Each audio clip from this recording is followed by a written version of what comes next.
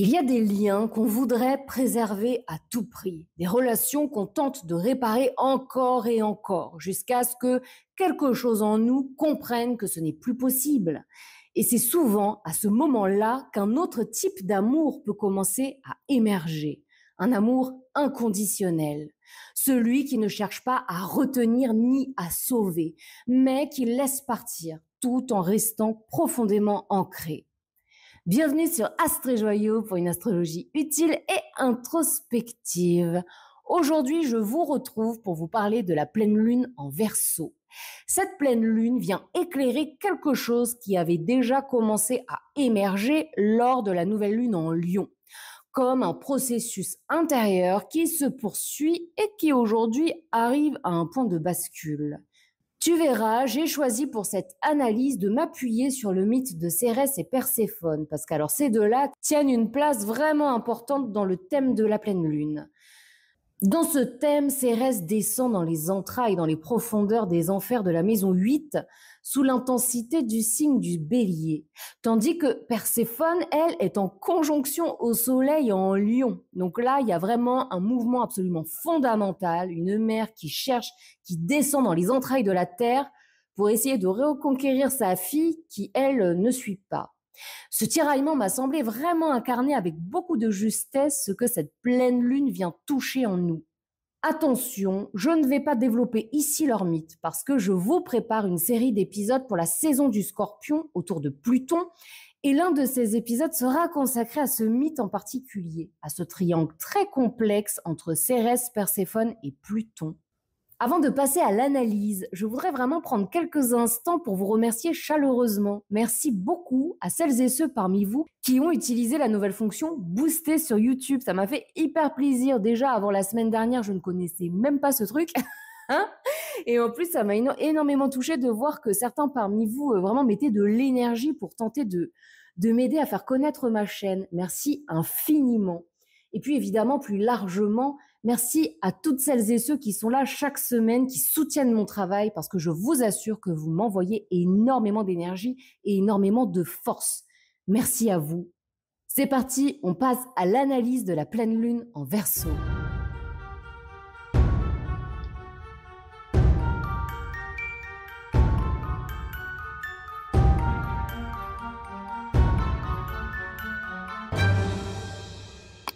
La pleine lune se trouve ici donc en Verseau en maison 5 de cette carte avec un ascendant vierge. Une position qui donne l'impression qu'on a la tête froide. Pourquoi la tête froide? Parce que la lune est, attention, roulement de tambour. Franchement, excusez-moi, c'est pas moi qui fais les cartes du ciel, hein, donc je ne décide de rien. Mais regardez, c'est fou, non? Pallas rétrograde en conjonction à la pleine lune. Écoutez, encore une fois, si on avait voulu le faire exprès, on n'y serait pas arrivé. Donc ici, on a vraiment une impression de je garde la tête froide, j'observe à distance, mais c'est une totale illusion. En maison 5, l'émotion cherche toujours à prendre forme, toujours à s'exprimer. Mais ici, on est face à une forme de mentalisation de l'émotion. On cherche à tout comprendre, à garder le contrôle, à rester stratégique. Mais en réalité, quelque chose est en train de se fissurer. On s'est peut-être battu pour maintenir une relation, pour comprendre ce qu'on vivait, pour ne pas tout lâcher, tout abandonner. Mais là, il y a une stratégie qui touche à sa fin. Là, on touche à une limite. La Lune, donc, évidemment, pleine lune oblige, est en opposition au Soleil et le Soleil est conjoint à l'astéroïde Perséphone, tous deux en Lion, en maison 11. En fait, c'est fou parce que lorsque j'ai commencé à regarder cette carte, je n'arrivais pas à lâcher Cérès. Je n'y arrivais pas. Et à un moment, je me suis dit, c'est pas possible. Cérès tient une place absolument prépondérante dans cette pleine lune. Et donc, j'ai été regarder les astéroïdes. Et lorsque j'ai vu que l'astéroïde Perséphone, donc littéralement sa fille, était en conjonction exacte au Soleil, je me suis dit, alors là, c'est absolument incroyable. C'était, finalement, j'avais perçu quelque chose qui s'est trouvé être confirmé par d'autres placements astrologiques. Donc, je reprends. Le Soleil en Lion, le Soleil ici, il est à domicile. Il veut briller sans compromis. Et Perséphone est en conjonction à ce Soleil. Ce qui signifie qu'elle a comme incarné ici une forme d'autorité supérieure, en étant en conjonction absolue au soleil, qui plus est dans la maison du collectif. Ici, c'est vraiment la reine des enfers dans sa toute-puissance qui a adoré, touché, incarné quelque part les privilèges de son statut. Mais ici, il y a un malaise émotionnel parce que, évidemment, Perséphone se retrouve ici déjà opposée à la Lune et à Pallas rétrograde. Et en plus, il y a d'autres aspects qui viennent amplifier ce malaise émotionnel. La Lune fait un quinconce au nœud sud en Vierge, un inconfort ancien, une mémoire karmique ou transgée liée au service, à la réparation, à l'effacement aussi, au profit du collectif. Comme si une part de nous avait toujours dû supporter, ajuster, se taire pour que les choses tiennent. Il y a aussi ici un carré à Lilith, Scorpion, maison 2, donc une tension autour de la valeur personnelle. Est-ce que je mérite d'être aimé si je pose des limites? Est-ce que je peux poser des limites d'ailleurs sans perdre l'autre? Un sesqui carré à Mars, en Balance, en maison 1, on voudrait que ce soit juste, que ce soit équilibré. On veut agir avec droiture ici. Mais quelque chose bloque. Peut-être parce qu'on est à bout ou parce qu'on n'a jamais vraiment su comment se positionner dans ce lien. Tout cela donne une impression assez étrange. On sait ce qu'on devrait faire, on voit bien ce qui ne fonctionne plus, mais on ne bouge pas. Et cette tension entre la clarté mentale et l'attachement émotionnel, c'est précisément ce que la carte vient éclairer aujourd'hui. Donc, Cérès, je t'en parlais en intro, est en bélier ici, regarde en maison 8. La maison 8 qui nous parle de perte, de deuil, de transformation profonde. Lorsque dans les mythes, tu entends que Pierre-Paul Jacques est descendu aux enfers, eh bien en réalité, c'est au sein de la maison 8 qu'il est descendu, d'accord? Donc ici, Cérès cherche à comprendre, à faire survivre le lien. Elle n'est pas dans la protection de la mère nourricière ici, parce que c'est ce que représente Cérès. Ici, elle mène l'enquête. Elle est dans un lieu du thème où il n'y a pas d'illusion. Hein. En maison 8, il n'y a jamais d'illusion. Cérès trigone à la lune, donc à la pleine lune, ce qui renforce sa capacité à capter les mouvements émotionnels sous-jacents, maison 8. Même s'il n'y a pas de mots, elle sait très bien ce qui se joue dans le cœur de l'autre. Ce trigone-là lui donne une sorte de radar affectif. Elle devine une fragilité, un attachement qui tire un peu trop sur la corde, ou peut-être tout simplement un attachement qui finalement se veut être profond mais n'est que superficialité. C'est possible aussi. Elle est aussi en trigone au soleil et à Perséphone. Elle est donc en lien direct avec sa fille. Le lien est encore vivant, il n'est pas rompu, il fonctionne. Il y a de l'énergie qui circule ici entre mère et fille. Et c'est bien parce que ce lien existe encore que c'est douloureux, parce que Cérès ne veut pas intervenir frontalement sans risquer de briser ce lien. Dans une dynamique concrète, ça pourrait vraiment ressembler à, tu vois un proche s'enfoncer dans une relation toxique, mais tu peux rien faire. Tu pressens que cette voie professionnelle choisie par ton enfant va droit dans le mur. Ou, je ne sais pas, tu entends dans la voix d'un ami qu'il y a beaucoup de désespoir sous la colère qu'il montre, quoi. Mais tu peux pas forcer l'autre à regarder les choses en face. Ou, encore pire que cela, à changer. On peut jamais forcer les autres à changer. Le changement vient de nous-mêmes et de l'intérieur en premier lieu. Toi, tu peux être là, tu peux écouter, tu peux poser une limite aussi si tu es directement impliqué, mais tu peux pas sauver quelqu'un contre son propre gré. Et Cérès ici, dans cette carte, elle est vraiment dans cette position-là. Hein. Cérès ici est d'une lucidité incroyable, mais elle est absolument impuissante. Elle forme un carré à Jupiter, en maison 10, dans le signe du Cancer. Donc, ce qu'elle perçoit ne cadre pas du tout avec les codes collectifs. Hein. Peut-être que ce que l'autre vit, on lui présente comme une opportunité, une chance, un progrès, pourquoi pas. Mais Cérès, elle, non, elle y croit pas du tout. Elle y voit autre chose. Elle voit l'évitement. Elle voit la blessure qui se rejoue. Elle voit ce que la société ou même l'entourage préfère ne pas regarder. Cérès, semi-carré, Uranus. Uranus, maître du Verseau, et donc de la pleine lune. Mais Uranus aussi maître de la maison 11, et donc ici du Soleil et de Perséphone. Cérès ici entre en désaccord avec l'idée que l'autre se libère. C'est-à-dire que pour elle, ce n'est pas une libération, c'est une fuite. Cérès conteste intérieurement la direction prise, mais elle dit rien encore une fois. Parce que parler serait perdre le lien. C'est ici quelque part une posture de maturité affective en maison 8, hein. C'est la maman qui se dit bon bah voilà, je suis là, j'espère que tu comprendras par toi-même, je t'abandonne pas, mais je peux rien faire de plus en réalité. Dans cette carte, donc Perséphone, conjonction Soleil, en Lion, maison 11, ils forment ensemble donc une opposition à la Lune et à Pallas rétrograde. Ce qui est mis en lumière ici, c'est une forme de réussite, une forme de visibilité, de rôle assumé aussi dans le collectif. On brille, on a trouvé sa place, on aime bien, on est content, on est reconnu. Mais est-ce vraiment la reconnaissance dont nous aurions besoin pour nous sentir vivants? Je ne sais pas. Perséphone ici n'est pas en train de remonter des enfers, elle est beaucoup trop accrochée à son trône là. Elle refuse carrément même de descendre de son piédestal. Elle est dans la lumière, mais est-ce la vraie lumière? Je ne sais pas.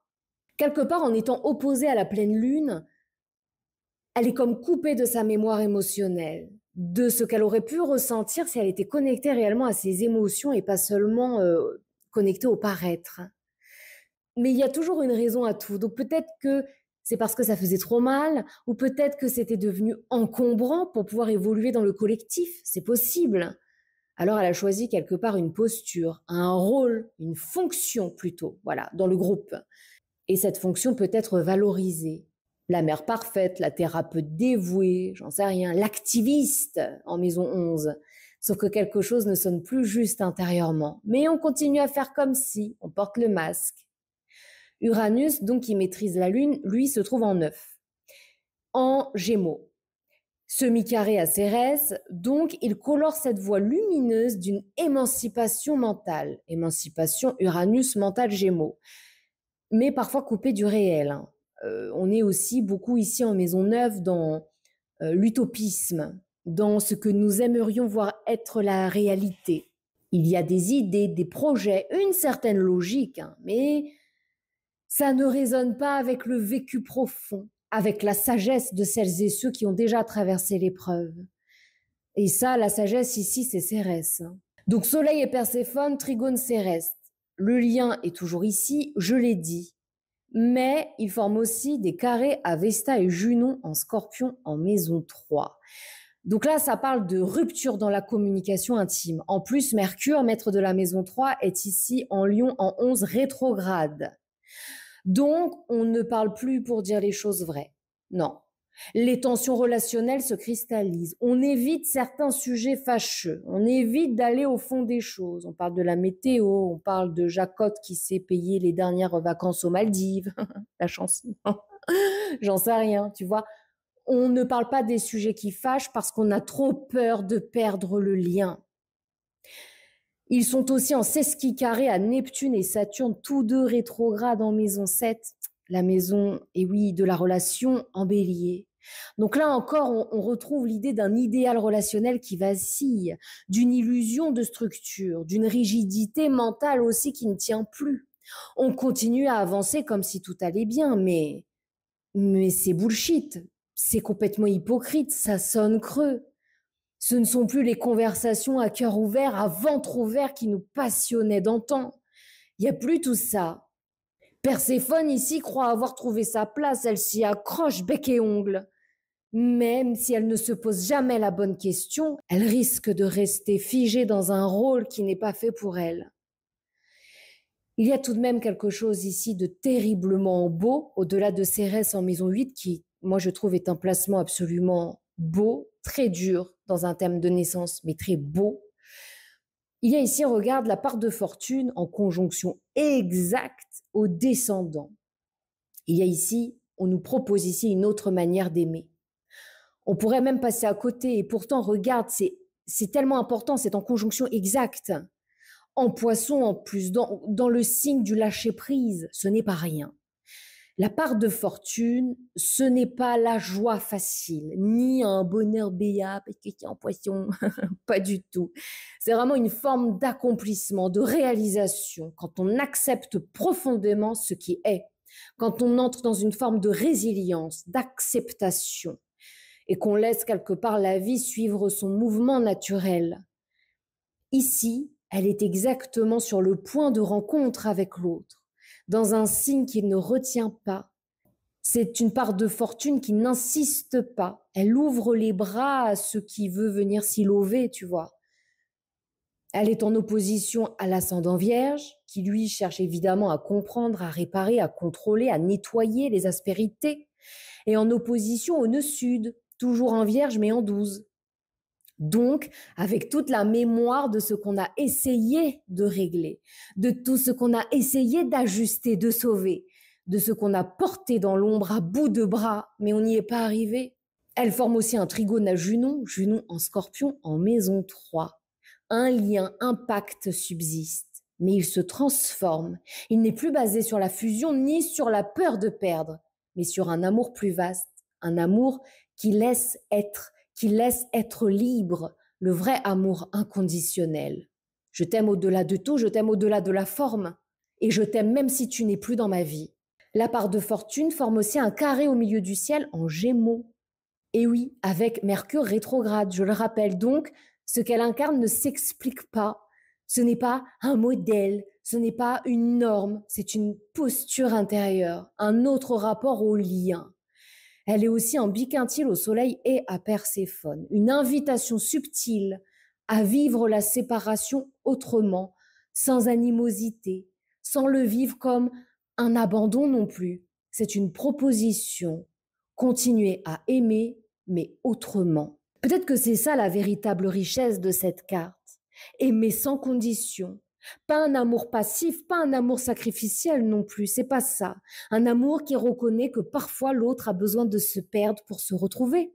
Cérès ici ne retient pas. Elle sait, elle voit, elle espère du plus profond de ses tripes que le lien tiendra, mais elle ne s'y agrippe pas. Et c'est ça peut-être le véritable amour inconditionnel, celui qui ne cherche plus à sauver, mais à rester en amour, même dans le silence, même dans l'absence, et parfois même dans la perte. Tu le sais, j'ai pour habitude de proposer un axe par axe à la fin de mes analyses de lunaison, pour t'aider évidemment à voir dans quelle zone de ton thème personnel ça vient résonner. Mais cette fois, je ne vais pas le refaire, et c'est absolument intentionnel. Pourquoi ? Parce que cette pleine lune en Verseau active exactement le même axe que celui dont je t'ai parlé lors de la nouvelle lune en Lion. Et surtout parce que, désolé, mais c'est encore Pallas rétrograde en Verseau qui est de la partie, quoi. Là, Pallas est au cœur de ce processus. À la nouvelle lune, je t'invitais à regarder où se trouvait Pallas dans ton thème, parce que là se jouaient des stratégies de survie qui ne fonctionnaient plus, des dynamiques relationnelles ou mentales qui commençaient à se fissurer sans forcément qu'on comprenne encore pourquoi. Et aujourd'hui, cette pleine lune en Verseau vient mettre tout ça en lumière. La pleine lune est en conjonction à Pallas rétrograde dans le même axe dans ton thème. Donc, ce que tu pressentais commence peut-être à devenir évident. Ce que tu sentais de manière confuse te saute peut-être aujourd'hui aux yeux. C'est pour ça que je ne vais pas redire encore ce que j'ai déjà dit. Si tu veux savoir quel axe de ton thème est concerné, je t'invite à réécouter la séquence axe par axe de la nouvelle lune en Lion. Tu verras qu'avec ce nouvel éclairage, ce que tu avais entendu à ce moment-là prend une toute autre profondeur. Avec l'analyse que tu viens d'entendre et d'écouter de cette pleine lune en Verseau, réécoute ton axe par axe de la nouvelle lune en Lion et une nouvelle compréhension supplémentaire, un cran au-dessus, un cran plutôt au-dedans, pourra venir se révéler à toi. Je te mets le lien en barre de description. Nous arrivons à la fin de cet épisode. Merci infiniment d'avoir écouté cet épisode jusqu'au bout. Si tu es encore là, cœur sur toi, vraiment. J'espère que ces informations te seront utiles et pertinentes surtout. Je te mets dans la barre de description le lien d'inscription à la newsletter. N'hésite pas, vas-y fonce, surtout que là, ça y est, je viens de terminer complètement la création de la première formation. J'ai déjà attaqué la suite en termes de création. Tout devrait voir le jour en septembre. En tout cas, là, c'est bien parti. Je touche du doigt, j'allais dire du bois, c'est mieux. Donc, n'hésite pas à t'abonner parce que là, vraiment, c'est la dernière ligne droite, ça va pas tarder. Et puis, vraiment, un grand merci, mais vraiment, pour tous les abonnés là qui êtes présents, qui m'écoutaient chaque semaine, qui me laissaient des commentaires absolument adorables, mes cœurs sur vous. Vous pouvez pas savoir comme ça me fait du bien. Et les jours où je suis éclatée, où j'ai vraiment le moral dans les sockets, quoi, ça me fait un bien fou. Vous n'imaginez pas la force que vous m'envoyez, vous n'imaginez pas. Vraiment, c'est pas des mots en l'air, c'est sincère, c'est avec mon cœur. Merci du fond du cœur, merci. C'est tout pour moi. On se retrouve très bientôt pour un tout nouvel épisode et comme toujours, prends grand soin de toi.